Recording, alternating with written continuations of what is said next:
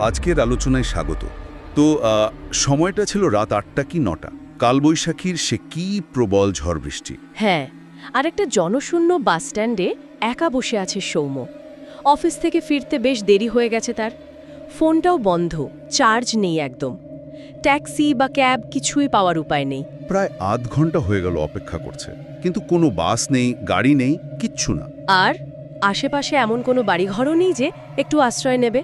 রাস্তার একদিক উফ, বেশ ভয়ের পরিবেশ তো।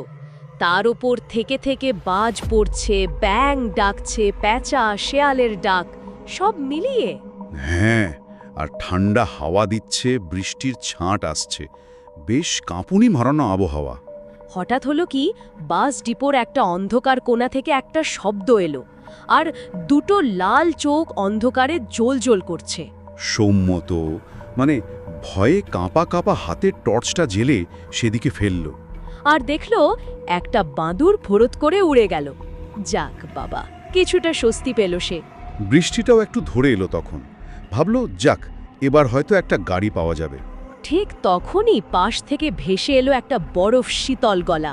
কেউ বলছে, এ তো রাতে আর এখান থেকে গাড়ি পাবেন না। সৌম্য একদম চমকে উঠল, কিন্তু ভয়ে এমন পাথর হয়ে গেছে যে পাশে তাকাতেও পারছে না।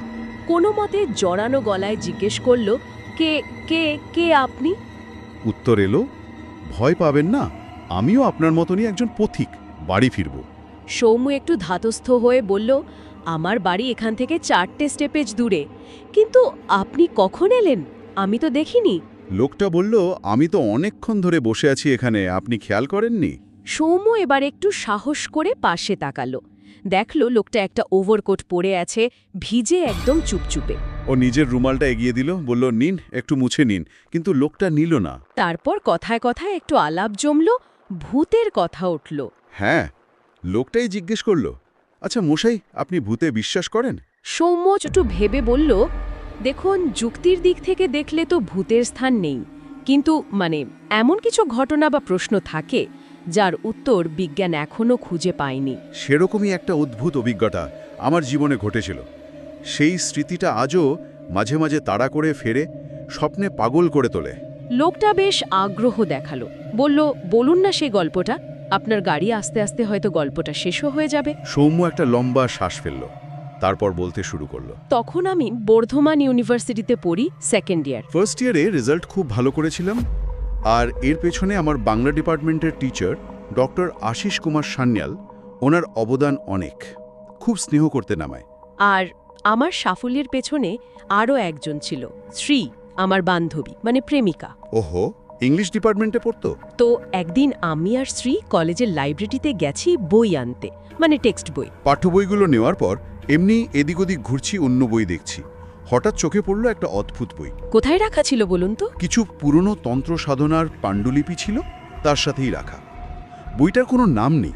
শ্রী বইটা দেখেই বলল, এটা আবার কি রে সৌম্য, রেখে দে তো, আমার কেমন যেন লাগছে এটা। ওর একটু ভয় ভয় করছিল। কিন্তু আমার কেমন একটা জেদ চেপে গেল। বইটার মলাট ছেঁড়া, পুরনো, কিন্তু মনে হলো ভেতরে দারুণ কোনো রহস্য লুকিয়ে থাকতে পারে। শ্রী মানা করার সত্ত্বেও আমি বইটা নিয়ে বাড়ি ফিরলাম। রাতে বইটা খুলে বসলাম। হার্ডবোর্ডের বাঁধাই প্রায় নষ্ট হয়ে গেছে, ওপরের মলাটটাও ছেঁড়া। পাতাগুলো ছিল তুলোট কাগজের মতো, বেশ পুরনো, হাতে তৈরি তুলার কাগজ যেমন হয়। তাতে হাতে লেখা পাণ্ডুলিপি, কিন্তু ভাষাটা একদম অচেনা। বাংলা নয়, ইংরেজি বা হিন্দিও নয়। দেখে মনে হচ্ছিল যেন প্রাচীন রোম বা গ্রিসের কোনো ভাষা হবে। কিছু পাতা উল্টানোর পর কয়েকটা অদ্ভুত ছবি চোখে পড়ল। কিসের ছবি? একটা পাতায় আঁকা ছিল একটা পাকচক্র, তান্ত্রিকরা যেমন চক্র আঁকে অনেকটা সেরকম। চক্রের কোণগুলোতে লোহার অস্ত্রের ছবি, পাখির ছবি, মাঝখানে একটা পদ্ম, আর তার দুপাশে দুটো লম্বাটে কড়ির মতো জিনিস। তারপরের পাতায় পাহাড়, গাছ, মানুষের জিভ, চোখের ছবি, আর একটা ভীষণ অদ্ভুত প্রাণীর ছবি। কিরকম? মাথাটা শেয়ালের মতো, কিন্তু শরীরটা মোষের মতো। ভাবা যায়? সর্বনাশ, কিছুই তো বোঝা যাচ্ছে না। একদমই না। আমি তো হতাশ। কার কাছে যাব এর মানে জানতে? তখনই মনে পড়ল আর্যর কথা, আমার বন্ধু। ও ইতিহাসে অনার্স পড়েছে, এখন একটা মিউজিয়ামে কাজ করে। ভাবলাম ও হয়তো কিছু বলতে পারবে।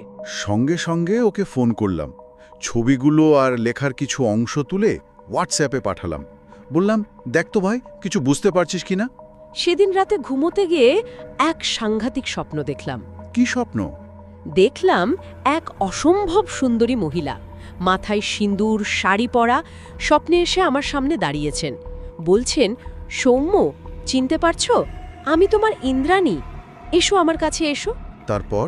তারপরই একটা কালো ছায়ামূর্তি মতো এসে তাকে আক্রমণ করল, ধারালো অস্ত্র দিয়ে তার গলায়।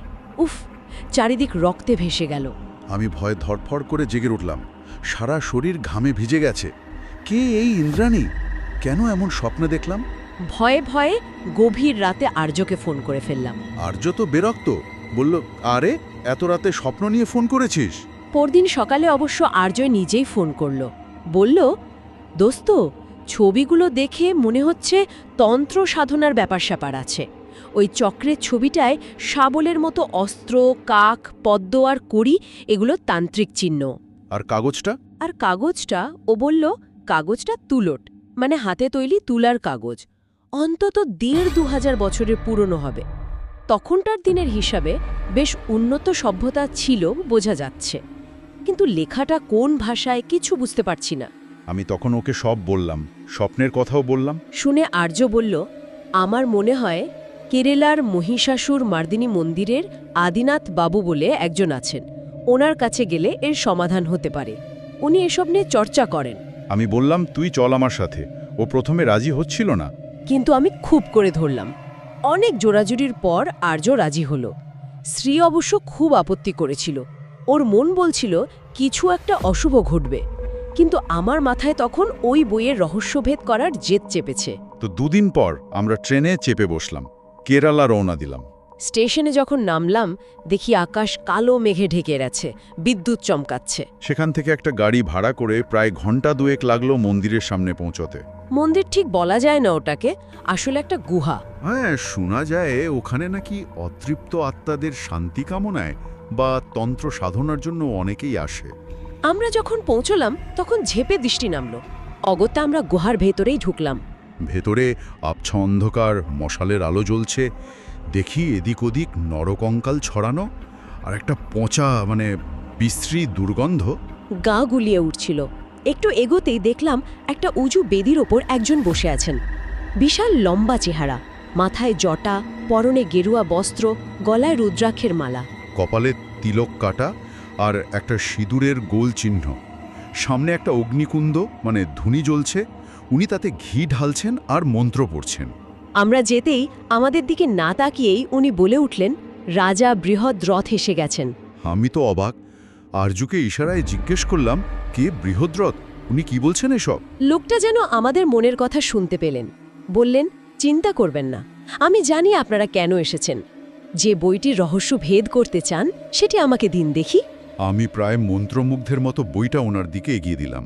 উনি বইটা হাতে নিলেন, ছবিগুলো দেখলেন, তারপর বললেন, দেখতে পাচ্ছেন রাজাজি, এই চিত্রকলা তো আপনারই তৈরি করা। আপনার রাজ্যের যে রঙ্কিনী দেবীর মন্দির ছিল, সেখানকার পুরোহিত এটি বানিয়েছিলেন।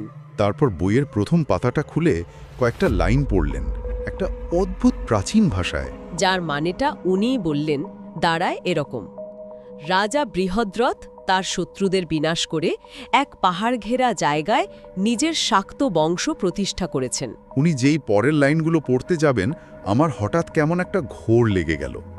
মনে হলো আমি যেন অন্য কেউ, অন্য সময়ের মানুষ।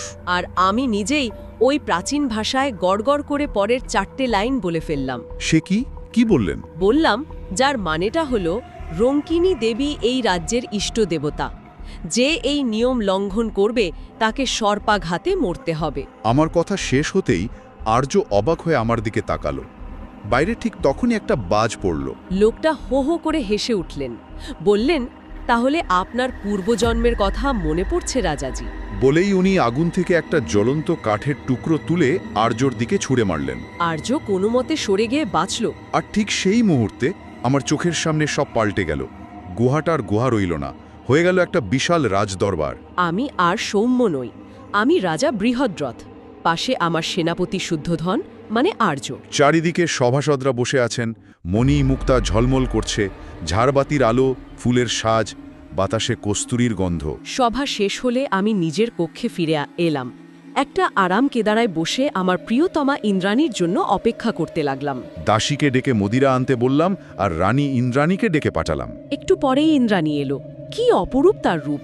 ঘন কালো চুল খোলা, সিথিতে সিঁদুর জলজল করছে, টানা টানা চোখ, গায়ের রং যেন কাঁচা সোনা। সে এসে আমার কোলে বসল, আমার হাত থেকে মদিরার পাত্রটা কেড়ে নিয়ে দূরে ফেলে দিল। বলল, রাজন, আজ মদিরা পান করবেন না। পণ্ডিত মশাই গণনা করে বলেছেন আজই রাজ্যের উত্তরাধিকারী আনার শুভক্ষণ। নিন, আমাকে গ্রহণ করুন। এরপর আমরা ঘনিষ্ঠ হলাম। কয়েকদিন পরেই খবর এলো রানীমা সন্তান সম্ভবা। সারা রাজ্যে আনন্দের ঢেউ বয়ে গেল। আমি এত খুশি হয়েছিলাম যে দূত খবরটা এনেছিল তাকে গলার হার খুলে উপহার দিলাম। ভাবলাম ইন্দ্রাণীকে নিয়ে রঙ্কিনী দেবীর মন্দিরে যাব আশীর্বাদ চাইতে। কিন্তু তার আগেই ইন্দ্রাণীর মহল থেকে একটা বুক ফাটা চিৎকার ভেসে এলো। আমি ছুটে গেলাম, গিয়ে দেখি ইন্দ্রাণীর গলায় ছুরি বেঁধানো। সে মেঝেতে পড়ে ছটফট করছে। আমি ওর মাথাটা কোলে তুলে নিলাম। জিজ্ঞেস করলাম, ইন্দ্রাণী, কে করেছে এই কাজ? ইন্দ্রাণী কোনো মতে ভাঙা ভাঙা গলায় বলল, ঠাকুর মশাই। বলতে বলতেই ওর নিঃশ্বাসটা থেমে গেল। আমার মাথায় খুন চেপে গেল। শোকে ক্রোধে আমি পাগল প্রায়। চিৎকার করতে করতে ঠাকুর মশাইয়ের পূজার ঘরের দিকে ছুটলাম। গিয়েই বললাম, শয়তান, তুই মেরেছিস ইন্দ্রাণীকে। ঠাকুর মশাই প্রথমে কিচ্ছু হয়নি এমন ভান করলো, তারপর আমাকে ধাক্কা মেরে সরিয়ে দিয়ে অট্টহাসি এসে বলল, হ্যাঁ, আমি মেরেছি, তোকেও মারব, আমি অমর হব। আমি আর স্থির থাকতে পারলাম না। দেওয়ালে ঝোলানো একটা শামল ছিল, সেটা খুলে ওর দিকে ছুঁড়ে মারলাম। শাবলটা সোজা গিয়ে ওর পেটে বিঁধো ওফোড় করে দিল। সে যন্ত্রণায় কাতরাতে কাতরাতে বলল, সব শেষ করে দিলি, সব স্বপ্ন, কত যুগ ধরে পরিকল্পনা করছিলাম রে।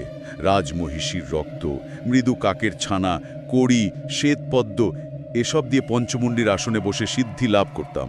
আর ওই যে শিয়াল আর মোষের দেহওয়ালা প্রাণীটা, ল্যামেন্স, ওকে আহুতি দিতাম, অমর হতাম আমি। কিন্তু তুই সব নষ্ট করে দিলি। এর প্রতিশোধ আমি নেব।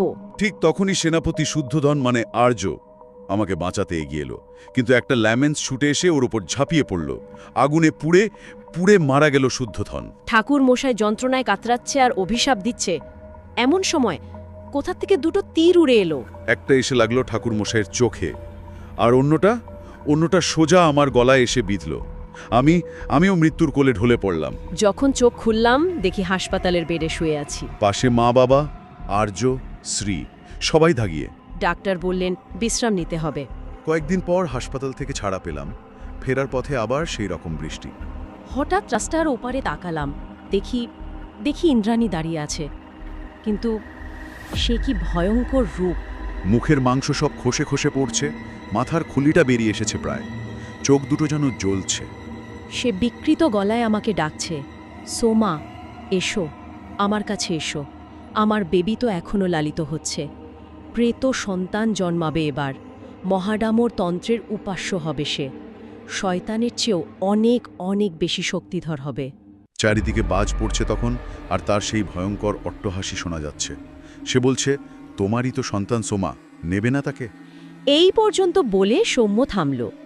সে বাস্তবে ফিরে এসেছে সেই বাস স্ট্যান্ডে। বৃষ্টিটা এখন প্রায় নেই বললেই চলে। সে একটা দীর্ঘশ্বাস ফেলে পাশের লোকটিকে বলল, জানি না সেদিন কি ঘটেছিল, সবটা সত্যি নাকি দুঃস্বপ্ন। মনে হয় যেন কোনো অতি প্রাকৃত শক্তি আমার শরীরটাকে ব্যবহার করেছিল।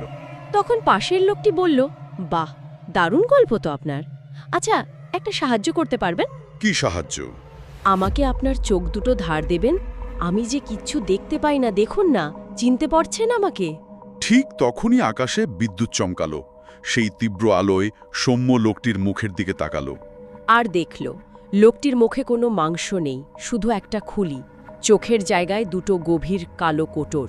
লোকটা হা হা হা করে ভয়ঙ্কর অট্টহাসিতে ফেটে পড়ল। এই কাহিনীটি এখানেই শেষ হলো।